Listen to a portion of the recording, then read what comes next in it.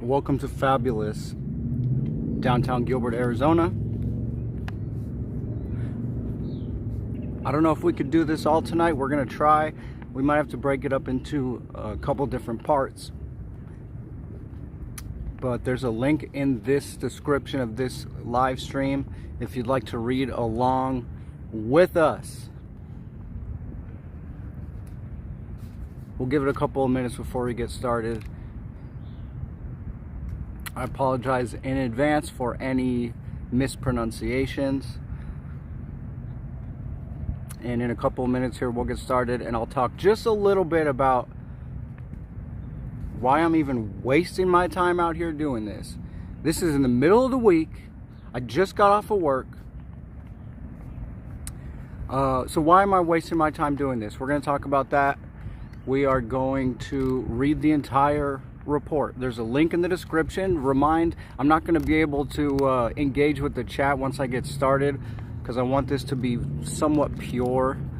So folks in the chat, you can help me by reminding other folks in the chat that there's a link in the description that you can read along with us, and that we're just going to be doing this until the report is done. Hopefully in one part, maybe two. We'll give it a couple of minutes. Thanks for joining me, guys. Get yourself a coffee or a Hot Pocket or a Hungry Man or a Tiny Tacos from Jack in the Box or a beef stroganoff. Make yourself comfortable.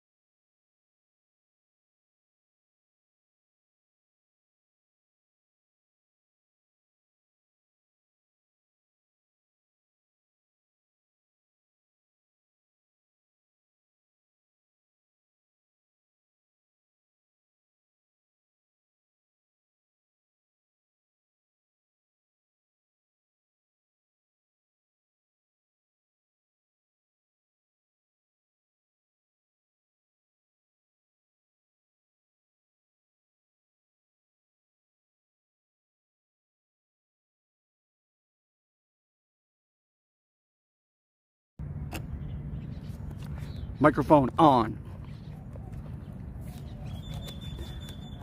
Alright guys, we're about to get started. There's a link in the description of this video where you can look at the investigation and read along with us. I apologize in advance for any mispronunciations or reading problems. Let's call them reading problems. Apologize in advance. I tend to mumble. I'll try not to do that. And we're gonna try to power through this. I'm not sure if we can do it in one part, maybe two parts. Who knows? So we're gonna keep going until the report is done, until one of my batteries craps out, until I just can't take it no more. And before we officially get started, I wanted to talk a little bit about why I'm even bothering to do this. Why am I wasting my time? My time is extremely valuable, like yours. And there's a couple reasons for that. Number one, I'm a member of this community as a taxpayer of both the Department of Justice and Phoenix Police. I want to know what's in this report. I want to spread this information as far as possible, and I want anyone else who's interested in it to be informed. Another reason I'm doing this is I'm already seeing horrific lack of accountability regarding this report. We're seeing Arizona Senate Republicans calling this report a political hack job, a witch hunt, a farce. We're seeing already the police unions that protect police against the interests of the public, seeing them call this, quote, a farce. When asked to push back, when asked what specifically they pushed back on regarding the report, the police union basically said, we didn't have time to read it yet. I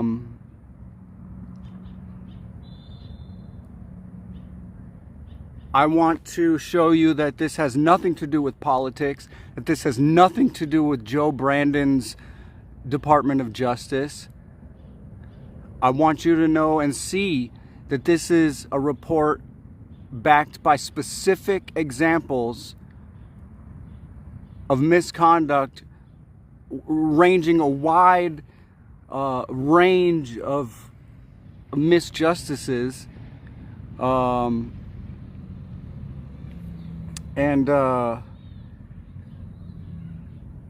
you know, this is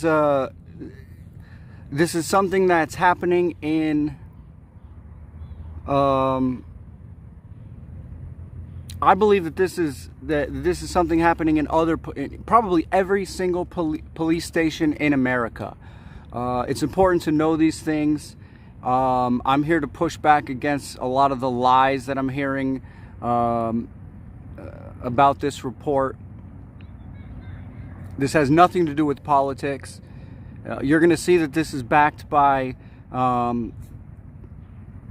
evidence, physical, video,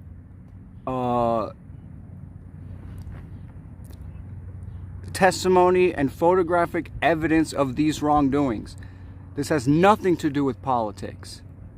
It offends me and it sickens me to hear anyone in Arizona say that about this report specifically. Anybody who does anything close to what I and others do will tell you that this has already been happening. They don't need this report. It's nice to finally see some of this stuff on paper, which is another reason I'm reading this, is for the accountability. But push back against bullshit. This has nothing to do with politics. And we're gonna read it. There's a link in the description. We're gonna try and power through it 20 pages at a time or so. Thank you for joining me. Right now I'm looking at the table of contents. Here we are, executive summary.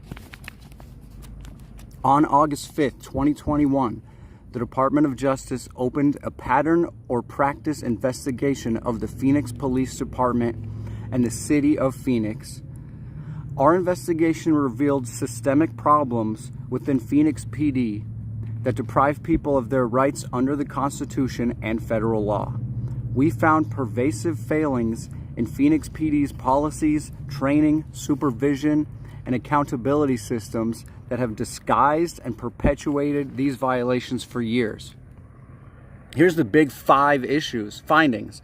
The Department of Justice has reasonable cause to believe that the City of Phoenix and the Phoenix Police Department engage in a pattern or practice of conduct that deprives people of their rights under the Constitution and federal law. They use excessive force, including unjustified deadly force and other types of force. Phoenix PD and the city unlawfully detain, cite, and arrest people experiencing homelessness and unlawfully dispose of their belongings. Phoenix PD discriminates against Black, Hispanic, and Native American people when enforcing the law. Phoenix PD violates the rights of people engaged in protected speech and expression. Phoenix PD and the city discriminate against people with behavioral health disabilities when dispatching calls for assistance and responding to people in crisis. And I hate to do this, I'll try not to do this, but I want to backtrack for 1 second before we get further and point out that the very first thing about this report says investigation of the City of Phoenix and the Phoenix Police Department. Guys, the city is a part of this. This is from people that we put into power. This is from people that we can take out of power. Our investigation also raised serious concerns about Phoenix PD's treatment of children and the lasting impact aggressive police encounters have on their well-being. In the years leading up to our investigation, Phoenix PD officers shot and killed people at one of the highest rates in the country. Some city officials blamed a, quote, more violent population for the number of shootings rather than police conduct. But we found a significant number of the shootings did not meet constitutional standards. Phoenix PD relies on dangerous tactics that lead to force that is unnecessary and unreasonable. Phoenix PD has taught officers a misguided notion of de-escalation. Rather than teaching that de-escalation strategies are designed to eliminate or reduce the need to use force, Phoenix PD has misappropriated the concept and teaches officers that all force, even deadly force, is de-escalation. According to one police official, this distorted view of de-escalation is ingrained in the vernacular of the department. Excuse me. The harm caused by unconstitutional policing is not spread evenly across the city's population. Phoenix PD targets people experiencing homelessness, retaliates against people who criticize the police, and disproportionately uses force against people with behavioral health disabilities. Officers enforce certain laws, including drug and low-level offenses, more severely against Black, Hispanic, and Native American people than against white people engaged in the same behaviors. And despite these disparate outcomes and long-standing community complaints, the city still claims it is, quote, unaware of any credible evidence of discriminatory policing. Like many other cities, Phoenix has a significant unhoused population. The problem of homelessness stems from multiple social, economic, and other factors, many of them beyond the control of the city and Phoenix PD. The department recognizes that the city leaders have undertaken action to address homelessness, including soliciting grant funding, establishing new hotel shelters, and designating new resource centers, among other actions. This report does not address the root causes of the homelessness problem faced by the city and Phoenix PD, but instead focuses specifically on law enforcement encounters and interactions with those experiencing homelessness. While city officials recognize that being homeless is not a crime, officers nevertheless roused people sleeping in public to send them to a small and dangerous part of Phoenix known as the Zone. The practice of stopping, citing, and arresting unhoused people was so widespread that between 2016 and 2022, 37% of all Phoenix PD arrests were of people experiencing homelessness. Many of these stops, citations, and arrests were unconstitutional. A federal court order has been insufficient to change these entrenched policing practices. In 2022, a court ordered the city to stop enforcing certain laws against unhoused people, seizing their property without notice and destroying property without an opportunity to collect it. But Phoenix PD did not train officers how to follow the law nor supervise them to ensure they did. Property collection practices improved in highly visible areas, but elsewhere in the city, seizing and destroying personal property still fails to meet constitutional standards. Police officials are aware that Phoenix PD's practices in responding to protests serve to erode public trust. We found officers used indiscriminate force against protesters, falsified allegations to arrest protest leaders, retaliated against people critical of the police, and prevented people from lawfully recording police conduct. Phoenix PD's recent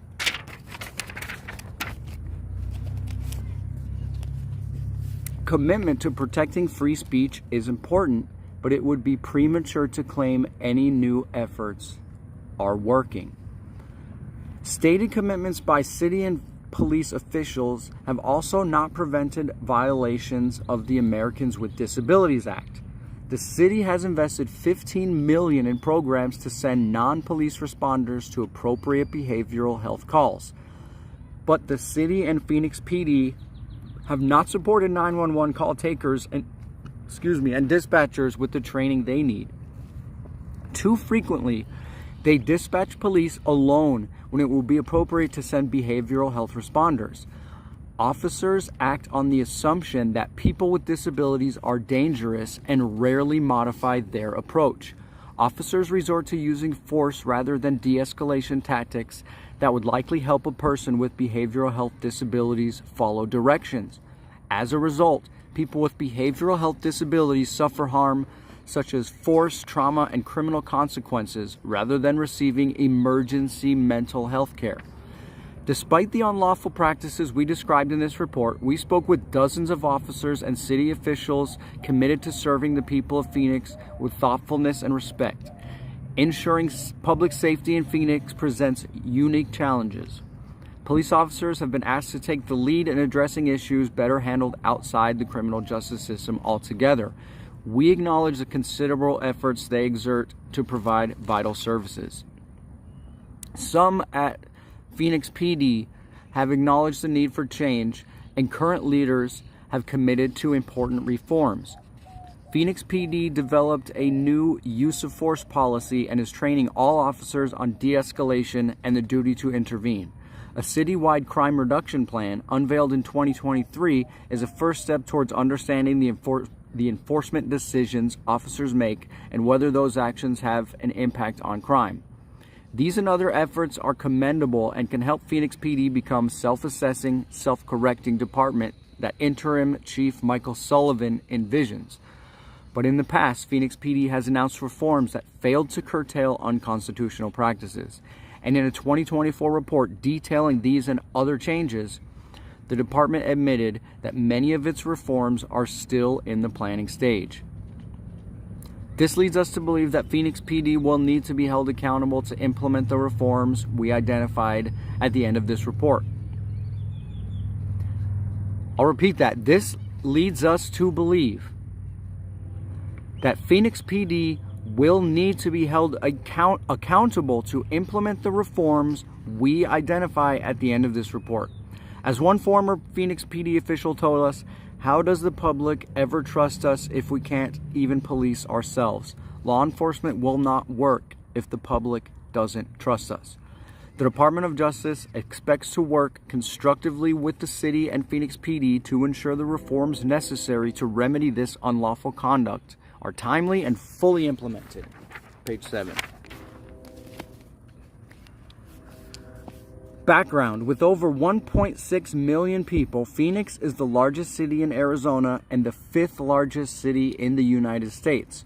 Unlike denser cities, Phoenix itself is sprawling at over 500 square miles. Located in the Valley of the Sun, Phoenix is the county seat of Maricopa County and is the quickest growing large city in the nation, adding nearly 200,000 people since 2020. The city's rapid development has created challenges. State officials project an insufficient water supply for Phoenix residents over the next century, given the city's growing population and drought-like conditions. In 2023, the state began limiting new construction amid severe water shortages. These shortages are compounded by Phoenix's extreme heat. Phoenix experiences more triple-digit temperature days than any other large metropolitan area in the country. The city experienced its hottest summer on record in 2023, with temperatures exceeding 110 degrees for a month straight. Excuse me. Phoenix also bears the geographic and economic scars of segregation. Real estate practices throughout the 20th century reinforced the relegation of non-white communities to the south side of the city.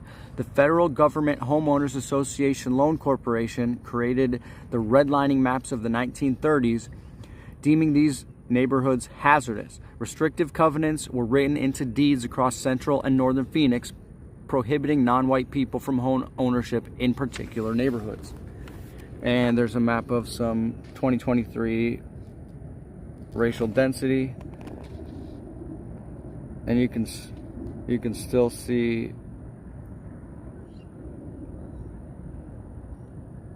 the results of those things in the 30s they're talking about, leading to segregated cities. Decades later, segregated residential patterns remain. The south side of the city was historically the location of heavy industry in Phoenix and thus has a higher concentration of pollution-producing industries, including transportation centers, interstates, recycling and landfill centers, and factories. Though Phoenix remains segregated, its demographic makeup has shifted significantly over the last 30 years. In 1990, around 980,000 people lived in Phoenix, with a racial and ethnic breakdown of about 72%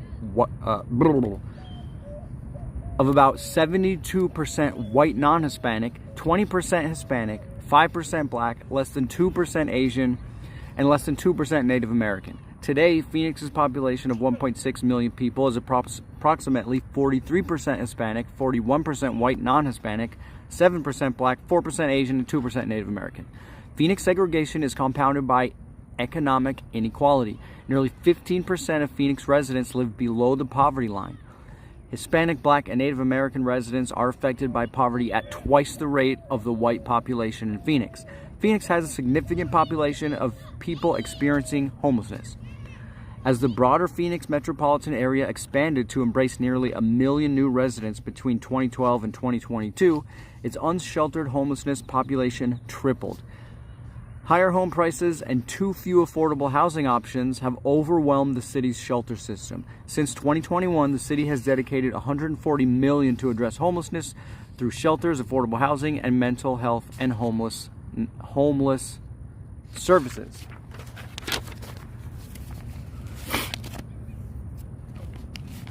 The city of Phoenix and Phoenix PD. Phoenix has a Phoenix has a council manager form of government. The city is governed by the Phoenix City Council, comprised of the mayor and 8 council members, each serving 4-year terms. The mayor is elected in a citywide election. Former council member Kate Gallego has served as mayor since 2019. Phoenix's city manager, Jeff Barton, was appointed in 2021 by the city council. Mr. Barton is responsible for the city's day-to-day management and operation, including its 14,500 employees and its budget of over $3 billion. His office also oversees the police department. Phoenix PD is the largest police force in Arizona, with over 2,500 sworn officers, of whom 68% are white, 5% are Black, 21% are Hispanic or Latino, and 6% identify as other races. Women comprise 13.5% of the workforce. Phoenix PD also employs 900 civilian employees. In 2023, the City Council raised Phoenix PD's annual budget to nearly $1 billion. In July 2022, the city manager named Michael Sullivan as the interim chief of police. Phoenix PD's current leadership also includes 2 executive assistant chiefs who oversee the operations section and the administration, accountability, and transparency section, as well as numerous assistant chiefs. Specialized units such as the Training Bureau and the Professional Standards Bureau are centrally housed within Phoenix PD's administration, accountability, and transparency section. All patrol units are located within the operations section, and Phoenix PD divides patrol operations among 7 precincts throughout the city. Each precinct is led by a commander whose primary responsibility is directing enforcement activities and supervising officers. Recent events. Jerry Williams served as chief of police from 2016 to 2022. During her tenure, the former chief oversaw a tumultuous period in Phoenix PD's history, including controversies, lawsuits, and calls for external reviews. Following the protests of 2020, Phoenix PD and the Maricopa County Attorney's Office falsely claimed that 15 people arrested at a protest were members of a criminal street gang and sought charges against them that carried multi-year prison sentences. In response, former city manager Ed Zerker commissioned an independent investigation to determine Phoenix PD's role in and responsibility for violating protesters' civil rights. After the report was released in August 2021, former Chief Williams received a 1-day suspension for her role in the gang charges, and the former city manager ordered Phoenix PD to make changes to policies and procedures. During his tenure, Interim Chief Sullivan has started implementing certain reforms, including updates to Phoenix PD's use of force policy and training. Quote, "I saw some uses of force that made me think that we need to do something different," he told Justice Department investigators. The agency has also introduced a new crime reduction plan and hopes to use data to inform crime control strategies and understand how Phoenix PD enforcement impacts different populations. Interim Chief Sullivan has emphasized his wish for Phoenix PD to become a self-assessing, self-correcting agency. Page 11. Investigation. The Department of Justice initiated this investigation pursuant to its authority under the Law Enforcement Misconduct Statute and the Americans with Disabilities Act to determine whether there is reasonable cause to believe that Phoenix PD and the city are engaging in a pattern or practice of unlawful conduct that deprives people of their rights under the Constitution and federal law. When such reasonable cause exists, the department has the authority to bring a lawsuit seeking court-ordered changes. Our investigation team consists of career employees from the Civil Rights Division of the Department of Justice. Subject matter experts assisted us. Collectively, these experts have decades of experience in assessing police tactics and training, internal investigations, 911 call taking and dispatch, and statistical analysis. These experts reviewed documents and data and provided invaluable insights that informed the course of this investigation and this report.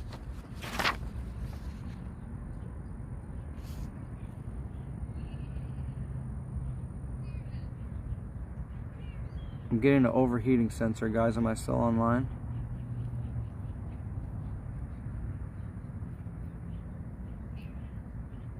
Come on, it's not even... Just a quick check to make sure I'm still online. I think I'm still online. Still online, LiDAR. Thank you very much.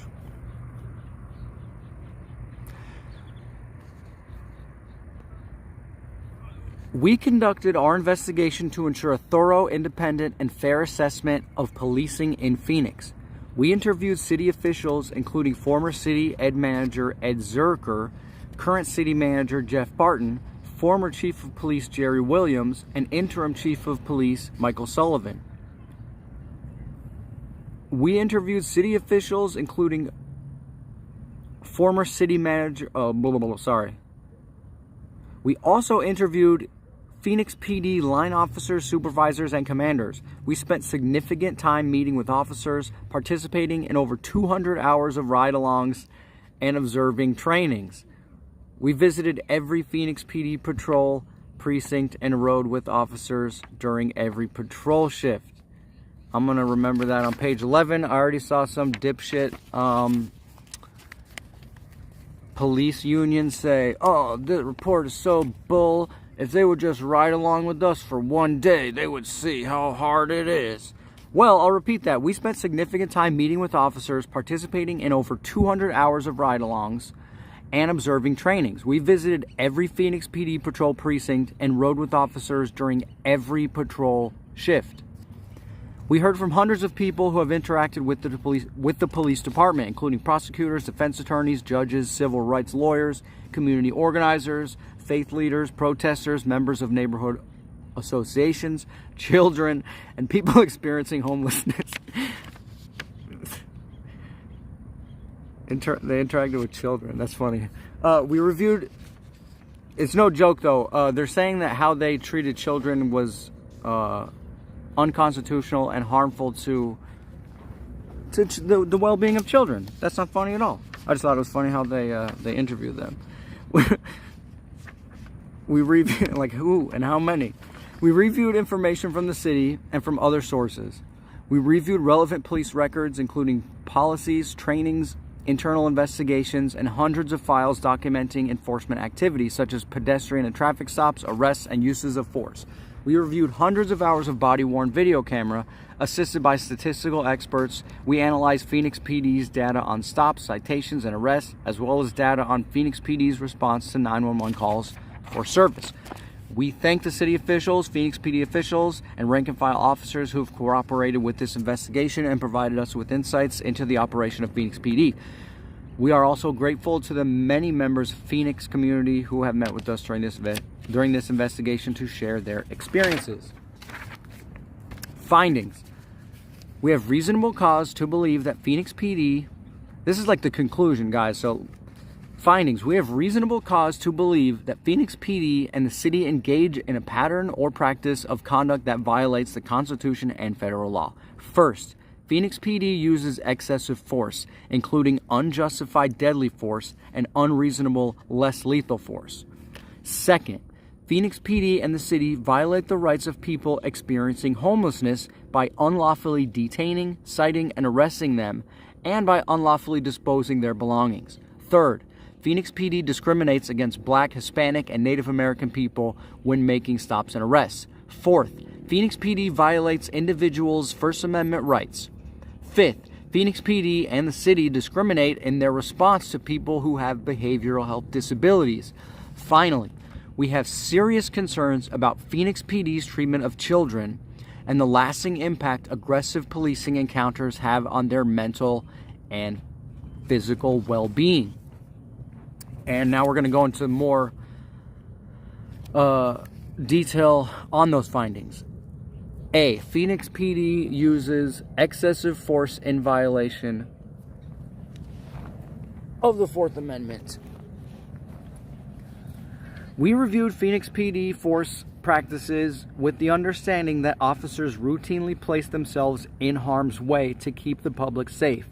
To resolve dangerous situations, officers must sometimes use force, including deadly force. They have the right and the obligation to protect themselves and others from immediate threat of bodily injury or death. We evaluated Phoenix PD's use of force with these principles in mind. The use of excessive force by a law enforcement officer violates the Fourth Amendment. The constitutionality of an officer's use of force is assessed under an objective reasonableness standard. The question of whether the officer's actions are objectively reasonable in light of the facts and circumstances confronting them without regard to their underlying intent or motivation. To determine objective reasonableness, one must pay careful attention to the facts and circumstances of each particular case, including the severity of the crime at issue, whether the suspect poses an immediate threat to the safety of the officers or others, and whether he is actively resisting arrest or attempting to evade arrest by flight. This evaluation may also include how the suspect responds to warnings, whether less intrusive means are available to resolve the situation, and whether the person has a behavioral health disability. Page 14. In conducting our investigation of Phoenix PD's force practices, we reviewed every Phoenix PD police shooting from January 2019 to December 2022. Not all investigative records were made available for shootings that occurred after February 2022, but we reviewed all available body-worn camera video for each shooting that year. Phoenix PD also did not provide all the requisite information for police shootings in 2023 and 2024, but we did review the department's critical incident briefings and other publicly available information. To evaluate Phoenix PD's use of less lethal force, we reviewed hundreds of incidents in which officers reported using force. We also reviewed the use of force policies in effect from 2016 to the present and observed dozens of hours of training. We spoke to officers, supervisors, and commanders. We interviewed people whom officers used force against and witnesses to those incidents. We interviewed family members of people who were injured or killed by police officers. We have reasonable cause to believe that Phoenix PD engages in a pattern or practice of excessive force, including deadly force. Officers use unreasonable force to rapidly dominate encounters, often within the first few moments of an encounter. Officers fail to employ basic strategies to avoid force, like verbal de-escalation or using time or distance to slow things down. Phoenix PD's training has encouraged officers to use force when it is not lawful to do so, and to use serious force in response to hypothetical, not actual, danger. Phoenix PD's precipitous force tactics put officers and others at risk and result in constitutional violations. Number 1, Phoenix PD uses unreasonable deadly force. Phoenix PD uses unconstitutionally deadly force. We identified several patterns. First, officers violate the Constitution when they fire their weapons at people who present no immediate threat of harm, and they continue to shoot at people after they are no longer a threat. Second, officers shoot when their own actions have created or greatly magnified the risk they face. We identified unconstitutional shootings that likely could have been avoided absent officers' reckless tactics. Third, officers unreasonably delay rendering aid to people they have shot, and at times use significant unreasonable force against people who are already incapacitated, sometimes even unconscious, as the result of police gunfire. I laugh so that I don't cry. Finally, officers use restraints that put people at risk of asphyxiation, including neck restraints and other compression holds to the back and neck against people who do not present an immediate threat, including those who are restrained and have committed no crime. For big city police departments, Phoenix PD has one of the highest rates of fatal shootings in the country per year. Phoenix PD typically reports more than 20 police shootings each year and sometimes significantly exceeds that number. The below chart shows the number of police shootings since 2018. 2018, fatal and non-fatal, let's do the fatals. 22, 12, 11, 7, 10, 12. Alright, what's the point of that? City officials have speculated that the high number of shootings may be attributed in part to Arizona gun laws, which authorize open and concealed carry of firearms. According to Phoenix PD records, 76%... Yeah, well, whose fault is that? The NRA loves the cops. But again, this is not political, so you know what? Scratch that. Scratch that NRA thing. I apologize. 76% of police shootings since 2018 involved a person carrying a gun, but possession of a weapon alone without threatening behavior does not justify deadly force. that guns are commonly carried in Arizona increases the need for Phoenix PD to prepare officers to use good judgment, de-escalate dangerous situations, and minimize the force used to safely resolve a situation, whether or not people are armed. In other words, we have a right to carry the guns. Get used to it. That's even more reason you should be more careful of shooting people. Phoenix PD officers fire their guns at people who present no immediate threat. Phoenix PD officers fail to properly assess whether to shoot once they see a person holding a weapon, even when the person presents no immediate threat. In one case, an officer shot and killed a suicidal man moments after he pulled a knife from his pocket and told the officers he wanted to die. The manager of a group home called the police because the man threatened to jump out a window. When officers arrived, the man stood at the top of an interior stairwell with his hands to his side. At first, officers spoke with the man calmly. One officer asked, "Are you trying to fight? Is that what you're trying to do?" "I'm trying to die," the man said, and pulled out a small pocket knife. The officers pointed their weapons and threatened to shoot him if he did not drop the knife. The man took 2 steps down the stairs. As the first officer said, "If you take 1 step," the second officer fired his taser, which was not effective. The man took another step, and the first officer shot him 3 times. Because the man was not physically aggressive, told the officers he wanted to die, and never threatened the officers, the shooting was unreasonable. In another incident, an officer shot a man holding a knife to his own throat and saying he wanted to die. 2 officers responded to a call of an attempted armed robbery and found the man in an empty area of a commercial parking lot. One officer drove up to the man and got out of her car saying, "Hey, stop, let me see both of your hands right now. Stay right there, stop. You come any closer, I'll fucking shoot you." "That's what I want," the man responded as he held the knife to his own neck. For 2 minutes, the man paced back and forth, asking the officers to shoot him in the head. The officers told the man they wanted to help him and that they would kill him if he came closer. The man made no threatening statements or gestures, but when he slowly stepped within about 20 feet of one of the officers, still holding the knife to his neck and saying, "Go ahead, ma'am," the officer shot him once in the lower abdomen. The man fell to the ground and began to scream, "Help me." One officer kicked the knife away and both waited for backup, guns pointed at the man as he writhed on the ground. Officers with ballistic shields arrived and approached the man nearly 5 minutes later. They searched and handcuffed him while he continued to yell for help. At times, officers continue to shoot after any threat has ended. Under the 4th Amendment, justification for deadly force or any force may end after the first gunshot. Terminating a threat doesn't necessarily mean terminating the suspect. If the suspect is on the ground and appears wounded, he may no longer pose a threat. A reasonable officer would reassess the situation rather than continue shooting.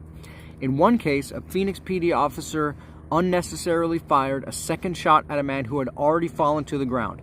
2 officers responded to a call that a homeless man had threatened someone with a knife. When they found the man, they immediately jumped out of their car and chased him, yelling at him to drop the knife. An officer fired 1 shot at the man as he ran away from them, causing the man to fall. After pausing for a second, the officer fired a second shot at the man as he lay on the ground. The officer's decision to shoot again was unreasonable. Phoenix PD officers use tactics that place themselves in jeopardy and increase the risk of deadly encounters. In other words, in these particular situations here, we'd literally be better off without any cops. So suck on that. Phoenix PD officers place themselves in situations of tactical disadvantage that substantially increase the likelihood that they will fire their guns. In some cases, officers ignore tactical fundamentals, such as using cover or concealment when encountering a potentially armed person. In other cases, officers create conditions where they are exposed or highly vulnerable. These poor tactics can result in unconstitutional force.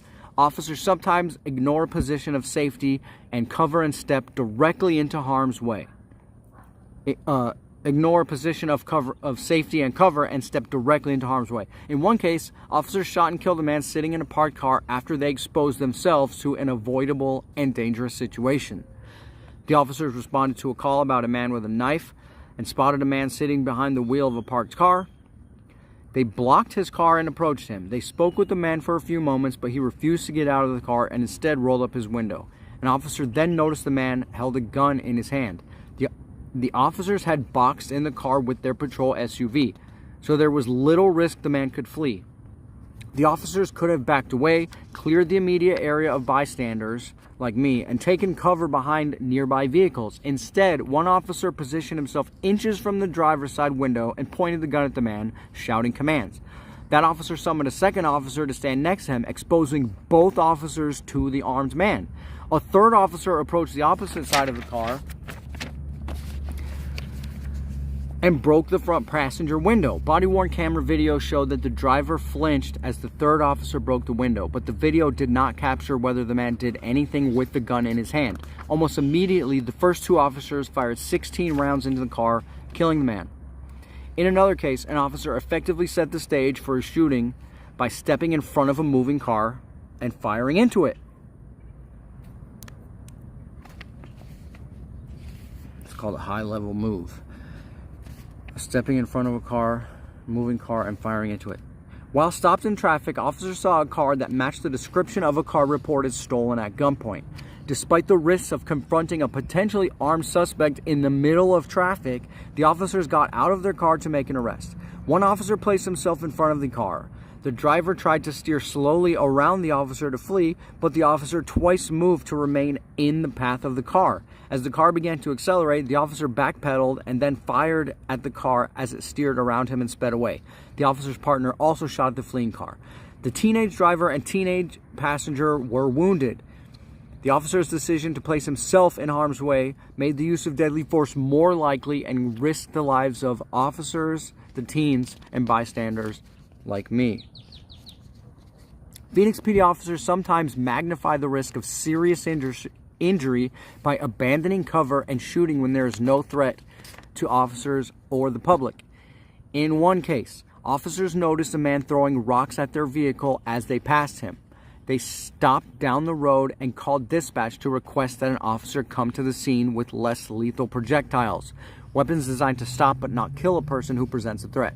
But the officers did not wait for a less lethal weapon to arrive. Instead, they drove back to the man, stopping within throwing distance of him, and got out of their cars with guns drawn. The officers shouted at the man to drop the rock he was holding. When he started to throw another rock, officers unreasonably fired 4 shots and killed him. In 2023, the city of Phoenix agreed to pay the man's family $5.5 million to settle a wrongful death claim. Thank you for that. That comes out of my paycheck. On April 10th, 2024, Phoenix PD announced that Interim Chief Sullivan terminated one of the officers and overturned a Phoenix PD review board's finding that the shooter... What the fudge? On April 10th, 2024, Phoenix PD announced that Interim Chief Sullivan terminated one of the officers and overturned a Phoenix PD review board's finding that the shooting was within policy. Don't worry, guys. Break coming up in 2 pages. Phoenix PD delays medical aid to incapacitated suspects and uses unreasonable force on wounded people. After a shooting, seconds count. Delays in providing emergency treatment can prove deadly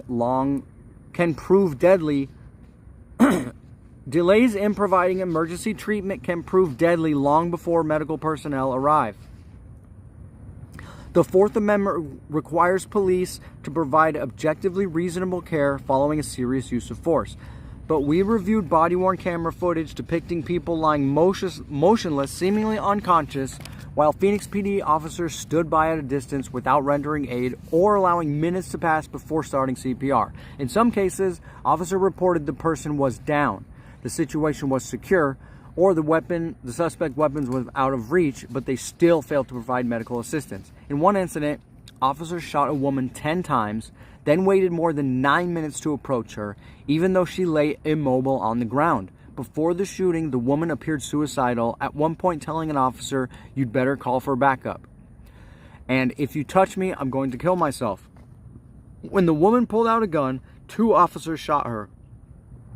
A third officer fired 2 stun bag rounds, projectiles filled with ballistic fiber material that fired approximately 180 miles per hour.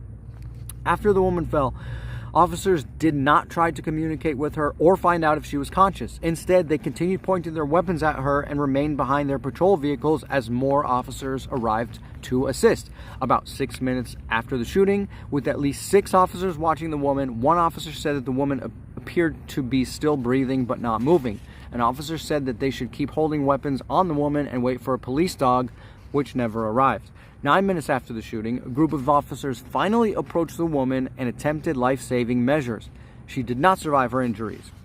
Sometimes officers not only delayed providing medical aid, but used significant force on people who were incapacitated after being critically wounded. Officers can reasonably seek to ensure that a downed suspect no longer poses a threat, but it is unreasonable to use significant force on an immobile suspect merely to see if they are conscious.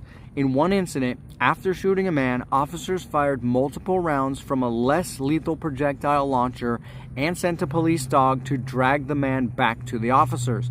Video shows the object that had been in the man's hand landed approximately 8 feet away from him, and he made no significant movement toward it. Yet over 9 minutes passed from when the officers shot the man to when they moved in to complete the arrest and render aid. At least a dozen officers were on the scene who could have provided lethal cover for other officers to approach and secure the man without further use of force. Instead, they released a dog that bit the man's leg and dragged him back to the waiting officers. The man did not survive the shooting.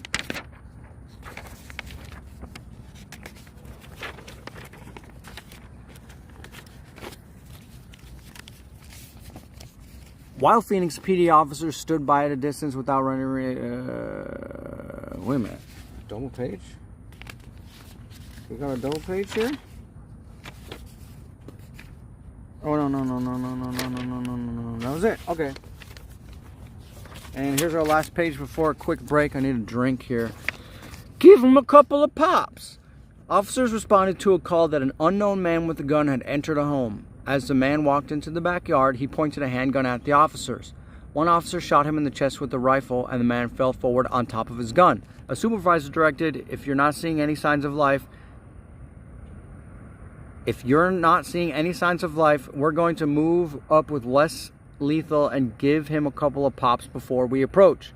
The man remained motionless on the ground for 4 minutes as numerous officers pointed guns and shouted commands at him. Multiple officers confirmed the man was not trying to get up, retrieve his weapon, or otherwise threaten officers. Over the course of 9 minutes, the supervisor ordered the man shot with stun bag rounds from roughly 10 yards away. The pain inflicted from such rounds would be extraordinary, but the first 2 stun bags elicited no reaction to suggest the man was conscious or presented a threat. Yet the supervisor ordered the officers to fire more rounds at the man. After officers fired the 6th stun bag round at the man, one officer said he would need gloves to provide CPR. No rush, guys, no rush, the supervisor responded. The officers waited, fired 2 more rounds, then approached the man. 15 minutes had passed since the officer shot the man with the rifle. By then, his heart had stopped. Paramedics pronounced the man dead at the scene.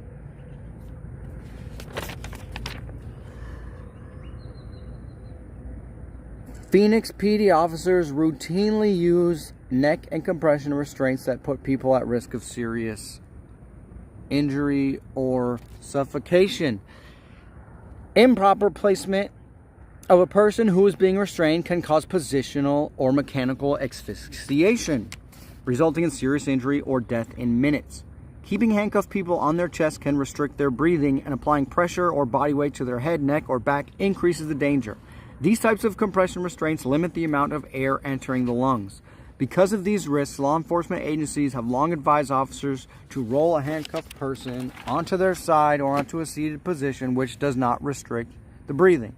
All right, guys, we're going to take a quick break. Feel free to share your thoughts about what we've gone through so far.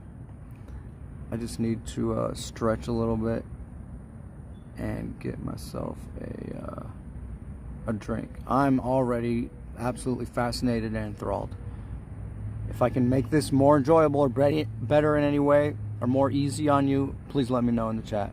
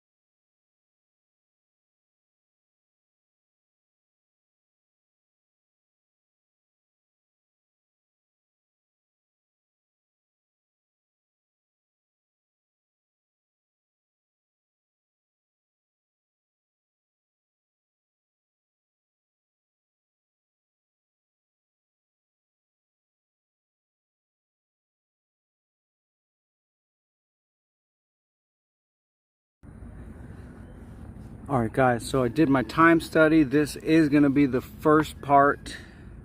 It took us this long to get through 20 pages, but it's absolutely fascinating. I think it's at least worth my time.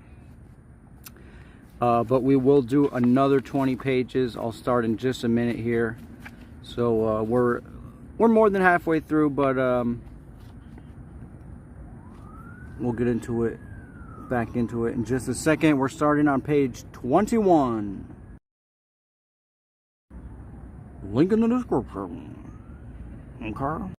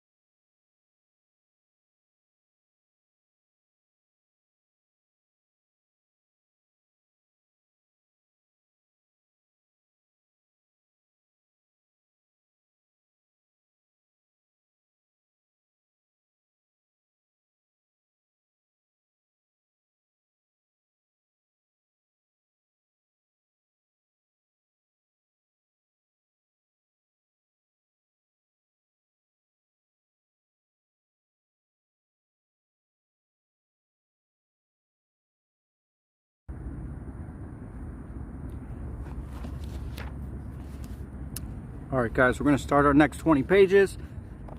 After this 20 pages, we'll end it for the night. This will have to be a part 1. If you're interested on why I'm doing this,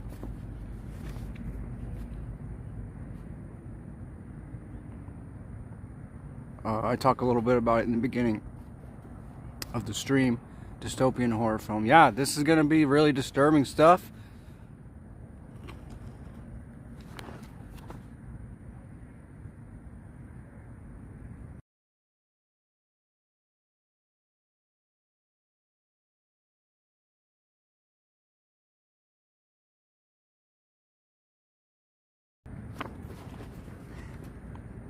Here we go, page 21. We left off talking about asphyxiation.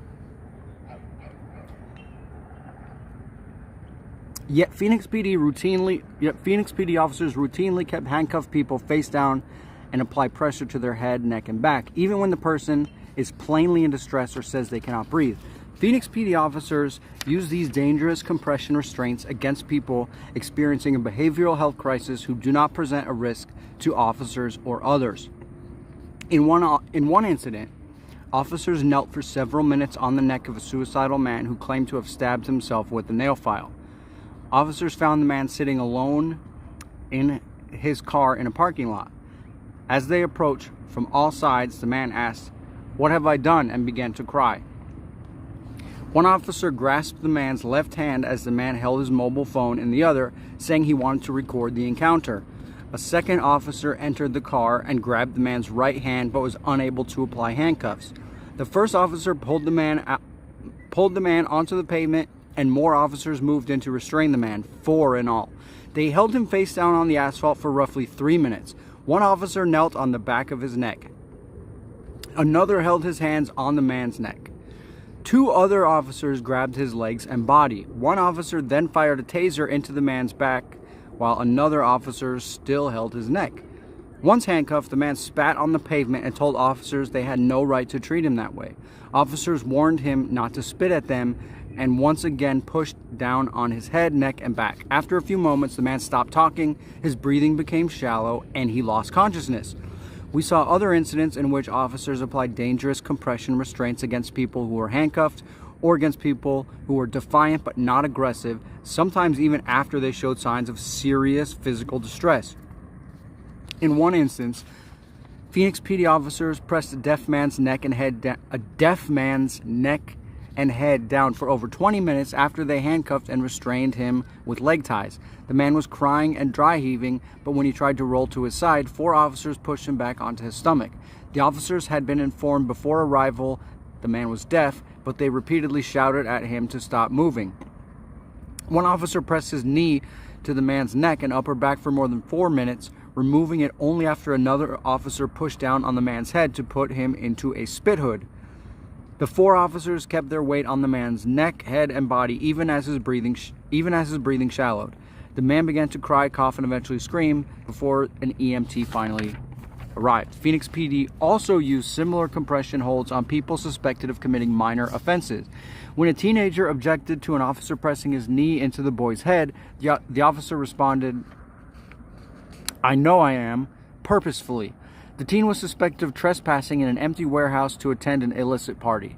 In another incident, when a woman asked if an ambulance was on the way after an officer knelt on a man's neck, the officer said, "I put my knee on his skull to protect his head." The man was suspected of using drugs at a bus stop. Under the 4th Amendment, such minor offenses do not justify potentially lethal restraints absent a significant risk of serious injury or death to officers or others. Like dangerous compression holds, neck restraints can severely limit oxygen from getting to the brain and lead to significant trauma, loss of consciousness, or death. Neck restraints are deadly force. Restraining the neck of a person who poses little threat is clearly excessive force. Yet Phoenix PD officers use neck restraints casually, without regard for risks of serious harm they can pose. One officer applied a chokehold even as a man gasped for breath, went limp, and tapped his hand on the ground to signal his submission. After another officer urged, "Keep going, he doesn't get to tap." After the murder of George Floyd in 2020, Phoenix PD banned carotid controls, neck restraints designed to slow the flow of blood to the brain and cause unconsciousness. Phoenix PD also expanded training on what trainers called compassionate restraint. Phoenix PD shared a department-wide video training that demonstrates various carotid replacement techniques, including control holds across the side of the neck. Trainers in the video stated, "If you are a big fan of the carotid and really miss the use of the carotid, we'll give you some ideas for what you can use that are still within our policy." The video failed to discuss the potential danger of these restraints should they block air or blood flow. As one trainer explained, the idea of compassionate restraint is, I decide how compassionate I'm going to be based on the given circumstances. Phoenix PD demonstrates compassionate restraint.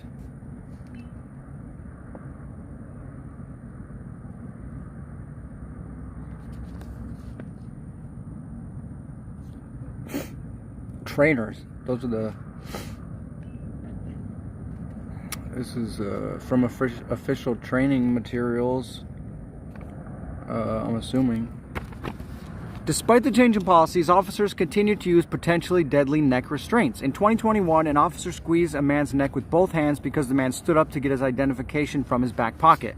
Officers stopped a group of people in a parking lot for trespassing, ordered them to sit on the curb, and asked for each person to identify to check for outstanding warrants. An officer approached one man who stood up to get his wallet and told another officer, "He's not listening. Let's just hook him." The man told the officers he was trying to follow directions, but both officers grabbed him, twisted his wrist, and slammed him down on the sidewalk. The man protested, "You're breaking the law. I didn't do anything." One officer can be heard on body-worn camera saying, "It's not breaking no law, bro," as he wrapped his hands around the man's neck. In his report, the officer wrote that he did not apply pressure to the male's throat or squeeze his throat in any way. Phoenix PD Professional Standards Bureau found that the officer's conduct departed from Phoenix PD training, but stated Phoenix PD policy did not prohibit control holds to the neck.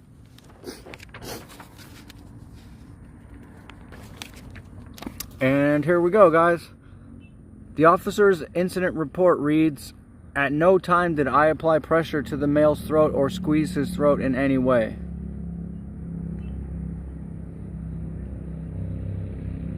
You know?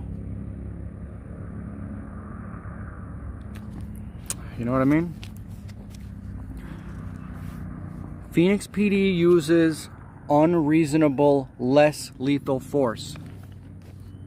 Less lethal force includes tactics and weapons that are less likely to cause death or serious injury. The force may range from low-level physical attacks, such as restraining a person's wrists while handcuffing, to more serious force, like firing tasers or releasing police dogs.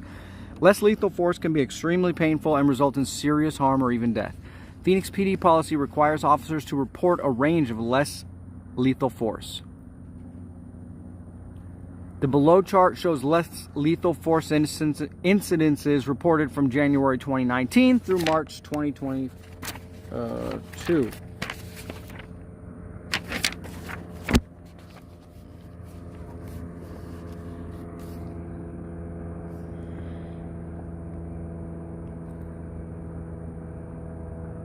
Thousands of hand-to-hand combats, over 500 tasers, almost 500 restraints, about 500 tripper tackles, impact weapon. What's that?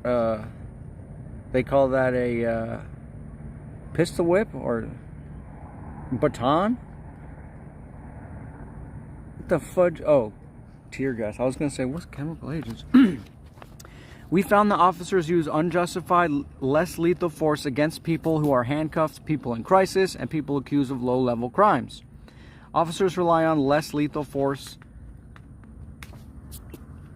to attempt to resolve situations quickly, often when no force is necessary and without any meaningful attempt to de-escalate.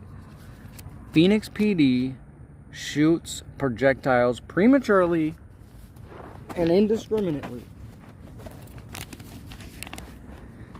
The immediacy of Phoenix PD officers using force, sometimes within the first seconds of an encounter, is a defining aspect of the pattern or practice of excessive force we found. It is particularly pronounced in Phoenix PD's use of less lethal projectiles, such as pepper balls, 40mm impact rounds, and stun bags. These impact weapons present serious risk of harm. A pepper ball gun is a high-pressure air launcher that fires projectiles filled with a chemical powder similar to pepper spray. Courts has observed that these weapons are difficult to aim precisely over long distances, and they can cause serious injury if they strike a vital area of the body.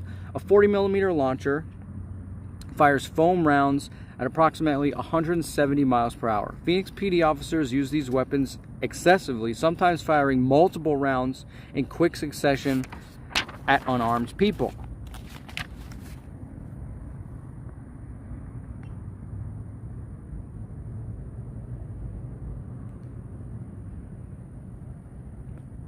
Officers shoot projectiles to surprise or confuse people and then offer little time for them to follow commands. In one incident, a group of officers shot 40mm foam rounds, a taser, and over 20 pepper balls at an unarmed man within 20 seconds of announcing their presence.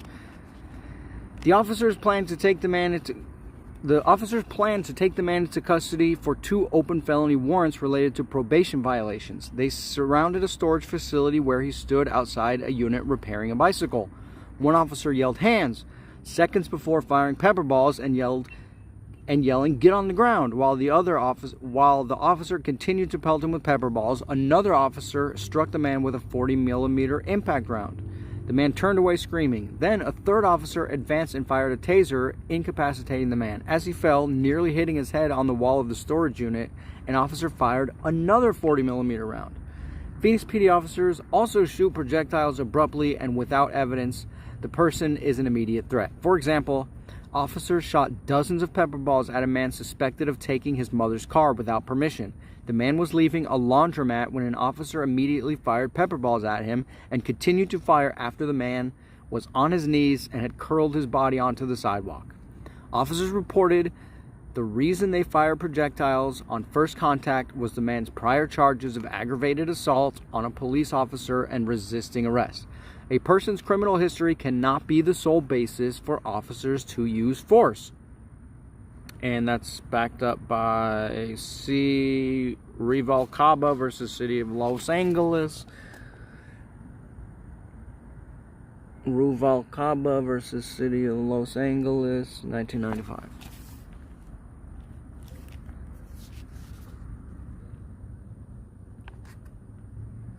Using a force without assessing whether the man posed an immediate threat was unreasonable. Projectiles as overwhelming force.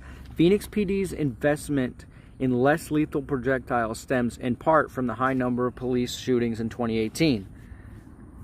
10 of Phoenix PD's 44 shootings that year involved the Special Assignments Unit, SAU, a tactical squad. A lieutenant who previously oversaw the SAU told us the goal in acquiring 40mm launchers and pepper ball guns was to equip SAU officers with tools to use overwhelming force in lieu of shootings. Officers told us that quickly using more less lethal projectiles would reduce the need for lethal force. Phoenix PD not only instructed officers to be proactive with projectiles, it took the weapons away from officers who did not use them enough. That's a little bit sickening.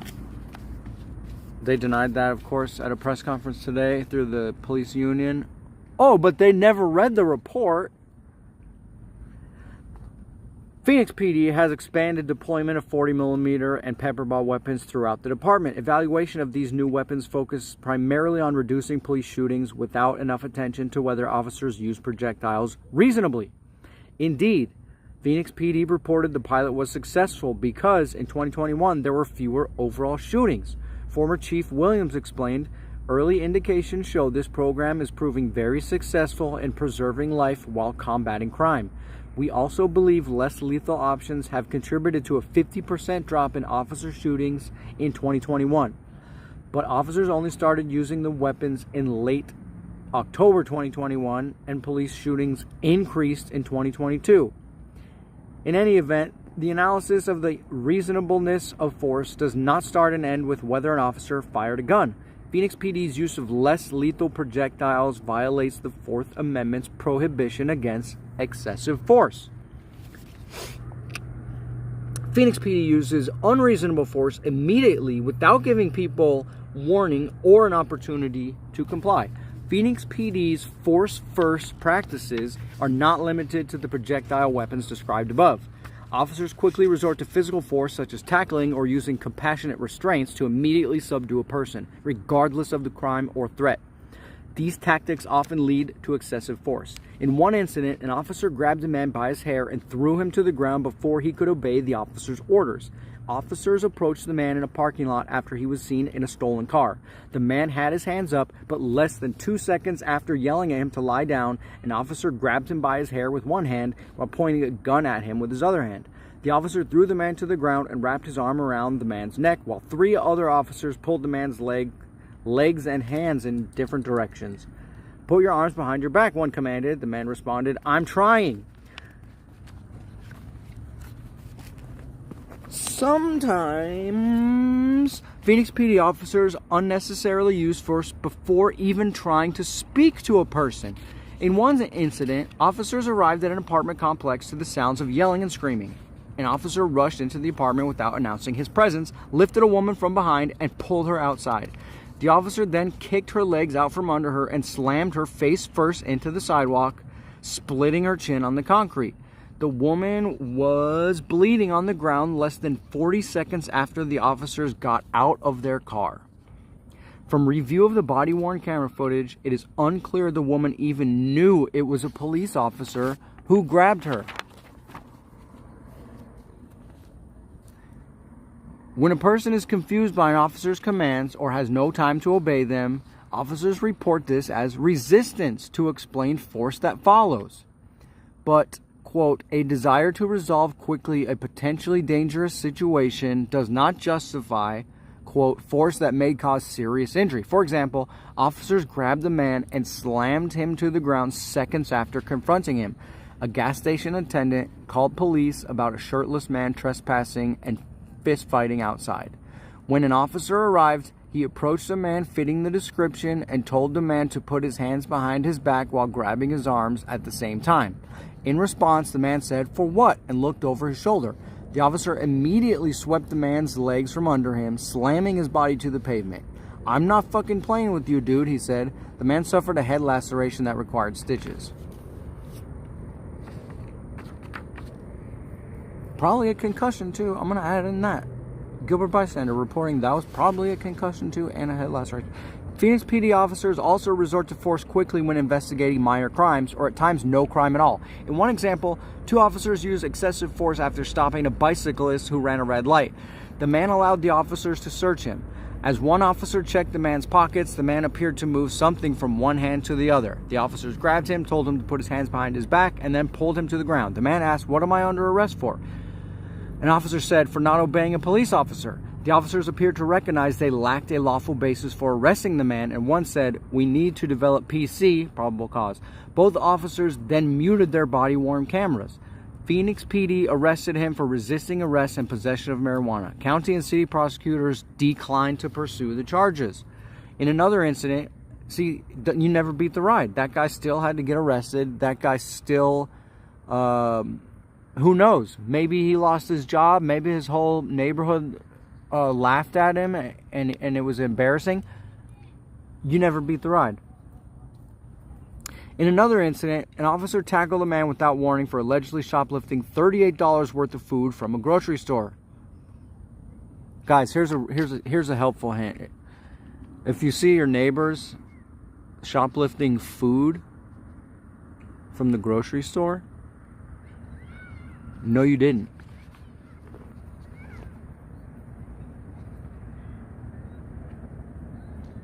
A grocery store customer called police, and officers soon located a man fitting the description walking on a sidewalk near 2 other people. As the officers pulled up, one yelled "Stop" out the window. The man continued to walk, seemingly unaware that the officer was yelling at him. Seconds later, both officers jumped out of the car, ran at the man, and pushed him to the ground. Later, one officer bragged to the other, You like that impact push though? Sick." His partner agreed. "That was good, yeah." That's quotes. Those are quotes. I'm not. "You like that impact push though? Sick." His partner agreed. "That was good, yeah."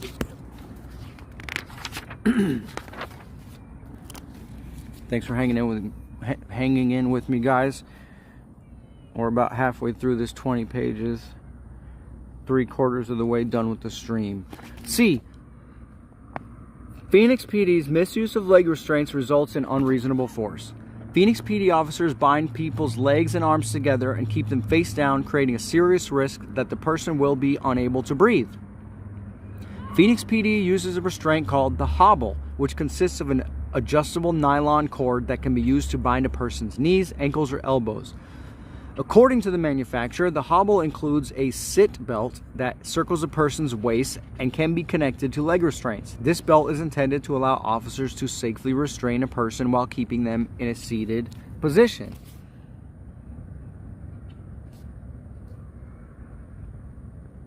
Left image shows the use of the hobble restraint according to the manufacturer. The right image shows a typical application by a Phoenix PD.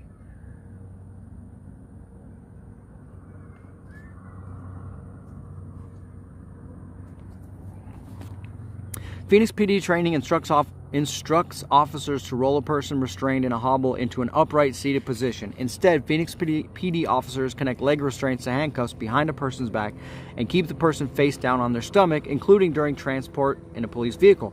This position inhibits breathing and is particularly dangerous for a person under the influence of drugs or alcohol.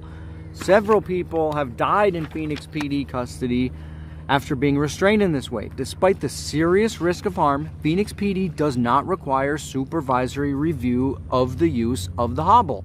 In one example, an intoxicated man lost consciousness after officers held him face down with his hands and feet restrained.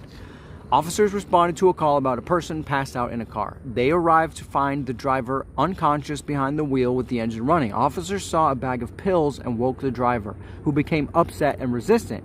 After a struggle, the officers held the man face down and connected leg restraints to his handcuffs behind his back. Officers left him face down, with one officer kneeling on his upper back. Though the man's breathing became louder and more labored, officers held him lying on his chest for nearly a minute. Only after he did not respond to questions did they roll him to his side and see that he was unconscious.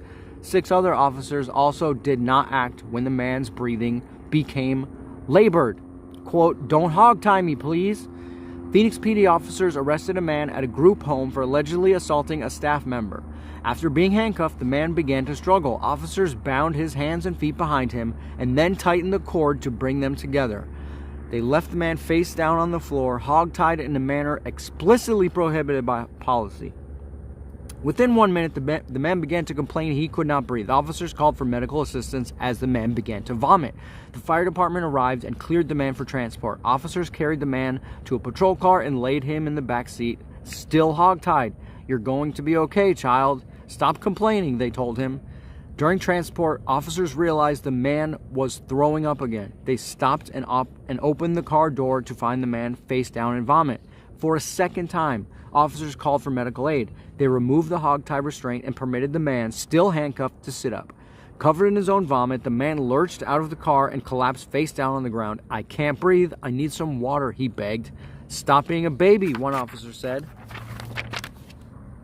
The fire department arrived and cleared the man again. When it was time to go, the man pleaded, "Don't hogtie me, please, please." The officers again bound his hands and legs together and placed him face down in the grass. Phoenix PD's use of tasers is unreasonable. Since the early 2000s, Phoenix PD has equipped patrol officers with conducted electrical weapons, or tasers. Officers use tasers often. Of the 2,711 incidents in which officers reported force between January 2019 and April 2022, 21% involved the use of a taser. Tasers have two modes. In probe mode, an officer fires two barbs into a person's body, striking the skin to send incapacitating jolts of electricity. If deployed successfully, taser probes temporarily override the central nervous system. This neuromuscular incapacitation can stop a threat. In drive stun mode, an officer presses a taser directly against a person's body, pulling the trigger to activate electricity.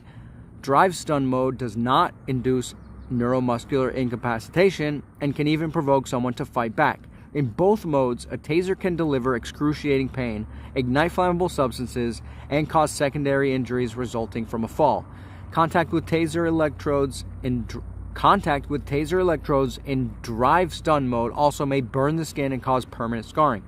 Phoenix PD officers fire tasers at people with little to no warning and when people pose no threat. Officers rarely attempt de-escalation before firing a taser. Officers fire tasers at people with their hands up, after they surrender, or when they are restrained.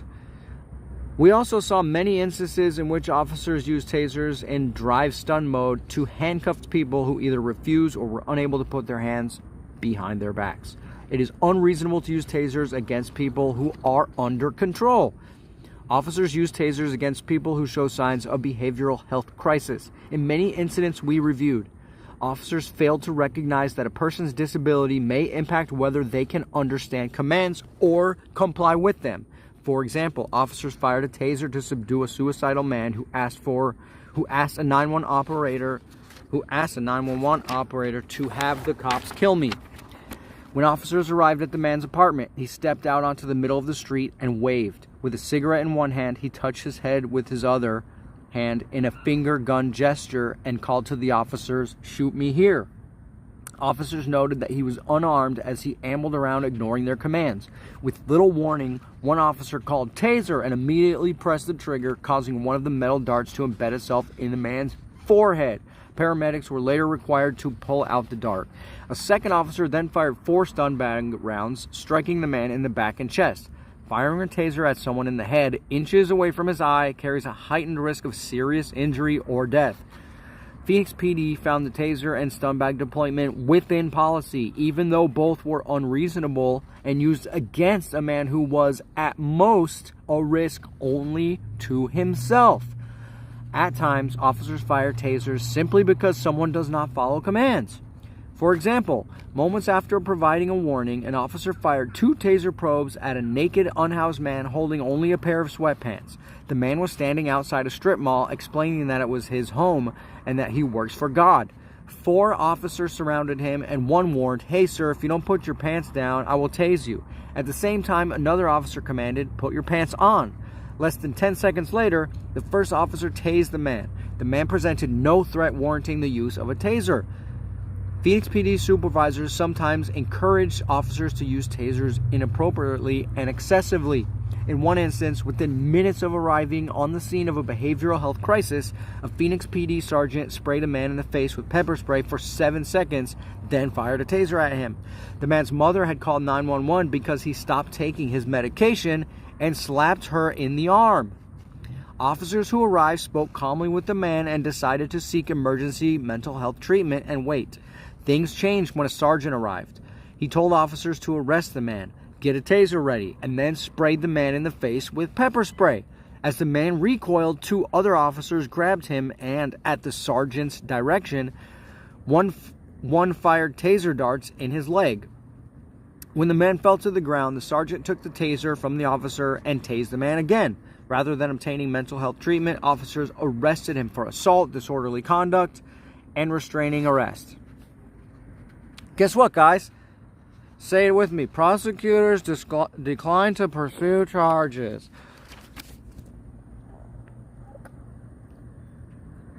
Phoenix PD fails to exercise control over police dogs. A properly trained police dog should be able to bite, hold, and release on command without causing excessive injuries. Phoenix PD has a designated canine unit with 3 squads and 13 dogs. By policy, Phoenix PD requires officers to announce the presence of a canine before releasing the dog to search. The purpose is to prevent innocent people from inadvertently being injured by the canine and to allow suspects additional opportunity to surrender. Accordingly, Phoenix PD requires officers to wait sufficient time to ensure that anyone within the search area has ample opportunity to comply with instructions. As soon as the suspect is in custody or no longer poses a threat, the dog must be recalled or otherwise restrained. In practice, Phoenix PD canine handlers fail to maintain reasonable control over police dogs. We reviewed cases in which handlers permitted the dogs to bite people for dangerously prolonged periods even after they had surrendered or were handcuffed. For example, a Phoenix PD dog bit the arm of an unarmed and compliant homeless man for 47 seconds, including about 30 seconds after officers handcuffed him. Phoenix PD had received a report of a man with a suitcase entering a partially constructed apartment complex. Around midnight, a canine unit responded. 10 seconds after announcing their presence and warning that the police dog, quote, will bite you, the canine handler released the dog into the building. Immediately, the man called out, "Sir, I'm in the room right here." Rather than recall the dog, the handler commanded it to bite and said, "Good boy, get him, buddy." On body-worn camera video, the man can be heard screaming when the dog reached him. The dog thrashed the man's arm from side to side and continued to bite while officers handcuffed him. The canine handler never commanded the dog to release the man. The dog released its bite only after the handler struggled to pull it away. Typo spotted. Struggled to pull it away. At the hospital, the man told one officer that he had been sleeping, heard the warning, and called out his location so that they wouldn't release the dog, but he did anyway. In an incident report, the same officer wrote, "He said he never heard us giving out commands because he was sleeping." Officers sought to charge the man with burglary of a residence. Say it with me. The county attorney declined prosecution. This is prosecution of the people, by the way. These all people ended up not even being actual criminals. In another example, Phoenix PD officers allowed a police dog to continue biting 2 burglary suspects after they had been located and apprehended. A car tow lot owner reported that his surveillance video showed 2 people jump the fence to his property and break into vehicles. Officers arrived and saw 2 people in the lot, who then ran and hid. Officers surrounded the lot and called for a canine unit. Once there, the canine officer gave one warning: Phoenix Police Department police dog to search. Anybody inside the fence lot, make yourself known or you may get bit by a police dog. The officer released the dog 10 seconds later. Within 40 seconds, officers heard cries of pain as the dog dragged a man out by his arm from underneath the vehicle. The canine handler allowed the dog to keep biting the man's arm as other officers ordered the man onto his stomach for handcuffing. Finally, 35 seconds after the man started complying with commands, the handler pulled the dog off him. The canine handler repeated the warning and the dog pulled the second man out by the arm from under a different vehicle. As the second man pleaded, "Please," the canine handler instructed another officer to drag the man by his feet into an open area. The dog, still attached to the man's arm, was pulled with him. The dog continued to bite the man even as officers handcuffed him. Both men had to be hospitalized for their injuries. Neither man was armed. It's getting dark, and so here's where we will end part 1. This might end up being 3 parts, possibly 2. If I can make part 2 any better or more enjoyable, please let me know in the comments. Please download this report and know that this isn't just happening in Phoenix. This is just the stuff that they found, you know, after being under the microscope. This is what they found. I'm already totally sickened, and we're not even halfway through. Again, I want to press that the reason I'm doing this is to show you that this is not political. This has nothing to do with being political. This isn't a witch hunt. This isn't Joe Brandon's Justice Department. These are supported by body cam reports, facts, police reports, interviews of all sorts of people. Over 200 hours of ride-alongs or something? There's nothing political about this. Anybody who says it is an R word. I'll be back maybe tomorrow with part 2. Thanks for watching. Love you guys.